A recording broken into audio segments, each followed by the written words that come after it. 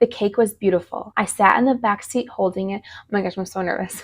But as soon as we left her house and turned a corner, it started falling apart. Hey guys, welcome back to another week of me reacting to your wedding stories, the good, the bad, the ugly, and everything in between. I'm going to get to this week's story submission in just a second, but first things first, a little update to my big August YouTube giveaway. We are going through all the submissions this week and the winner will be announced next week. So make sure you look out for that video. We've been alerting the winners every single week for the mini giveaways. So make sure you check out the email or check out the comments. We will reply in the comments if you are a winner. If we don't hear from those people, we'll definitely be picking new winners as they kind of go. I know one person had mentioned she wanted to give her prize to someone else. So we're constantly checking to make sure we hear back from those winners to make sure everyone gets their prize. So again, the grand prize winner will be announced next week. I believe the date is September 10th, and we're going to put it in the video and emails and all that good stuff. If you are wanting more content, more videos, more drama, please make sure you sign up for my email newsletter. We send out new emails every single week. You're going to get all the latest, plus some special stories from the vault that's not shared anywhere else. And then of course, our latest parts to the most recent skit, so you never miss a part. And a lot of fun other things in there that you'll get before anybody else. Okay, enough blabbing from me. Let's get into this week's story. Starting off great here.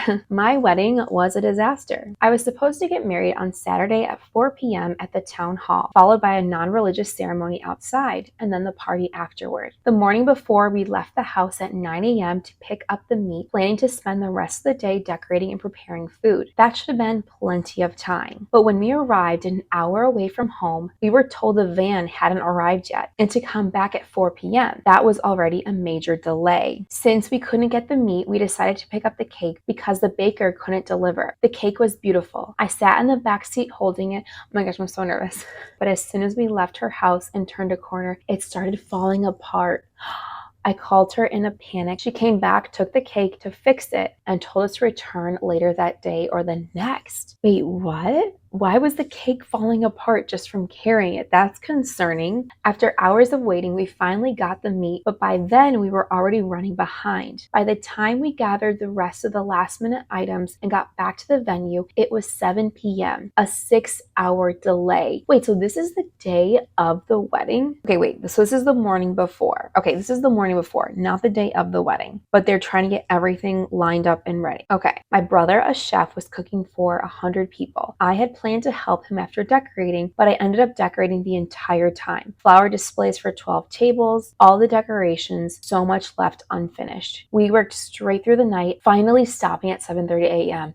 Oh my gosh. Okay, so I obviously don't know exactly what this venue looks like. It sounds a lot, it's like DIY, right? DIY weddings are great. I've been a part of so many and they end up so beautiful. And here's the thing though, in your mind, sometimes you're like, oh, I'm gonna save so much money because it's DIY, but you don't think about the time and then the little things that add up along the way. Because I've been a part of DIY weddings where it starts off like, oh, we're gonna save money, and then by the end of it, you're paying the same price as you would at a venue where they would do it for you. So there's a lot of things to consider when it comes to what kind of event you want. Also, you need a lot of hands. So when you're planning these things out, if you have creative people, if you have people that will help you, think about logistically how long everything's going to take, because especially the day before, you do not want to be decorating until 7:30 in the morning. And it's hard because you want this beautiful event, but at the end of the day, sometimes we have to like drop things off and be like, okay, that's not as important, or it's just not going to work, because you don't want to be so exhausted the day of. I mean, 7:30 a.m. I don't even know how they were physically capable of doing that. I would have been sleeping in the corner. Okay, I rushed home, showered, dyed my sister's hair because I had promised to.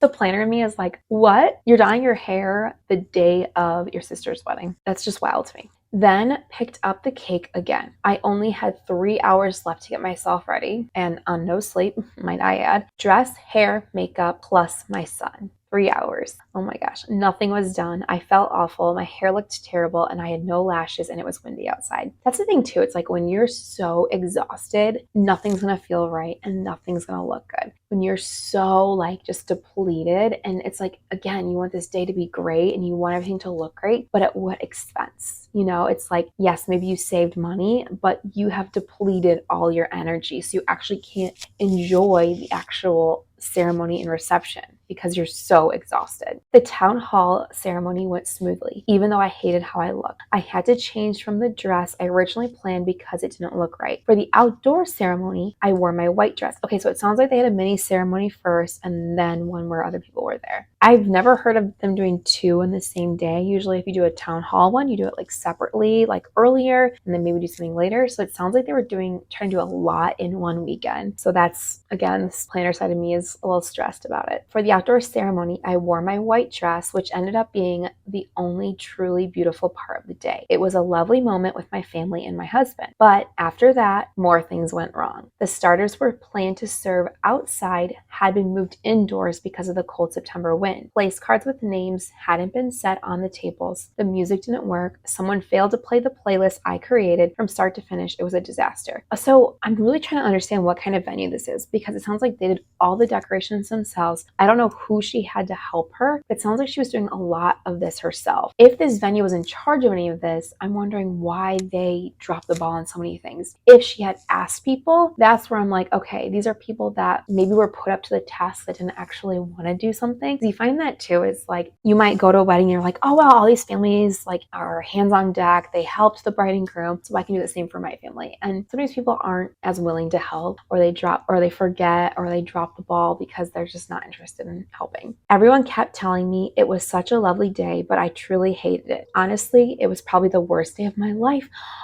Oh, that's terrible. If I could redo it, I would, but I can't afford another wedding. To make things worse, the next day, half the guests had food poisoning, and we still don't know why. So her brother made all the food, right? He was cooking for 100 people. I don't know if they had another caterer come in and do like appetizers, but they said appetizers that were supposed to be outside were moved inside. So I wonder if there was some kind of thing going on there.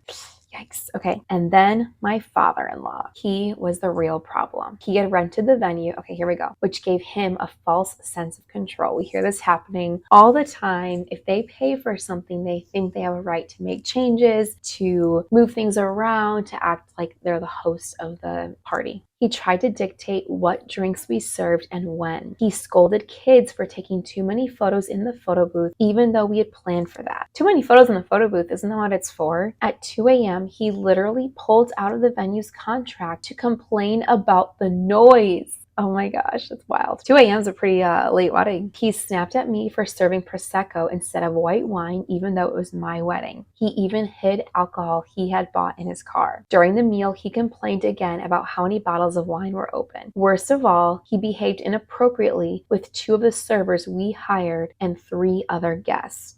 Oh, what does that mean? There's no details. What do you mean he behaved inappropriately? Like said something rude, gesture, like what are we talking about here? Something I only found out about after because people didn't want to upset me at night. Good on those people. I've said it once and I've said it many times actually, but I'll say it again. If you are at a wedding, whether you're in the wedding, related to the bride and groom, a distant relative or some random guest or friend, something happens at the wedding you're at, don't tell the bride and groom. Just do not tell them. Maybe if it comes up later, let them know, but now is not the time to be bringing drama or little incidents to them. Because if the napkin color is a shade off, it doesn't matter. Unless it's like something that's gonna like change, like you found out a spouse cheated of the bride and groom, something that's really gonna change them walking into this marriage that they need to know before getting married and saying their vows, don't say it. Afterward, my husband wrote him a letter laying out everything he had done. We are now no longer on speaking terms. So again, I don't have more details to that, but I'm wondering if the father-in-law just couldn't handle being communicated to and told what he maybe did wrong or where he overstepped. Because again, if they think, oh, I'm paying for this, so I have a right to make all these changes, they're not going to see that as a problem. And they're going to think, well, I'm the father-in-law, I paid for all this, so I can do that. Nothing I said or did was wrong. Final thoughts. For context, we live in France. Okay, that's where the 2 a.m. comes in. I know European weddings tend to go early morning. They go a lot later than here. I think America, like the latest wedding I maybe have been to is midnight, typically around there, maybe 1, but I think even that's late. A lot of times if it, like the venues will say like 1 or 11 o'clock or 12, and then you go to like a bar across the street or something. We did that at our wedding. So 2 a.m., that makes sense for a French wedding. We are a French-British family, and I planned this wedding in just 3 months. I was so disappointed in myself and in the day I had worked so hard on. It's heartbreaking. heartbreaking. The only reason I got through it was my sister. She stayed with me until the very end, no sleep. My husband, bless him, didn't even know what was happening. I sent him home when we first got to the venue to care for the baby, so he only found out everything we'd gone through when I woke him up at 7 a.m. to pick us up. So he was not included in any of the setup, any of the details. I'm not saying this is like his fault, maybe he or her fault. Maybe he didn't ask me involved, or maybe she didn't want him involved. But so she's putting this all on herself. Plus they have a little baby. That is a lot to put on you. And again, I think it's this like Pinterest idea of like you can just quickly put these things together, but big weddings and a lot of detail take time. I have been a part of a wedding where the engagement was 3 months and maybe even a little less, and that was a lot. But she had a pretty decent sized wedding party. There was like 7 on each side, and so we were there like working all weekend practically. That was a lot. That was a lot with a big wedding and a lot of hands-on people putting together this DIY wedding. When you don't have all the pieces and when little things just go wrong, it's very hard to kind of come together. This sounds like she maybe didn't want to ask for help. Again, I don't know who was all helping her, but it just sounds like her sister was like the main person they're helping. And it's so hard when you put all this focus and all this pressure on yourself to have this great day, and now she's so disappointed that she didn't like it. I hate when I hear that happening, and it sucks because she followed her vision, but I think just didn't have the team or the people there to really help make it come true or like follow through. Because as the bride, you can only do so much, and that's why I'm always like, you can get a day of coordinator, get a planner. I know they're expensive. They can be expensive, but a lot of times they have different packages. So maybe they just help you with the day of just getting things done so you can focus on you. Or, there's online planners, or like your maid of honor can help with some things. It's really good to delegate and trust the people you delegate to. Otherwise, you could be strapped. Well, I'm so sorry to this bride, and I hope like you were able to have some closure with the event. I know it's really hard to look back and hate this day, but maybe you can do like some kind of party or celebrate with your husband and your son in a different way. But I hate hearing when that happens. That's terrible. But thank you for sharing with all of us.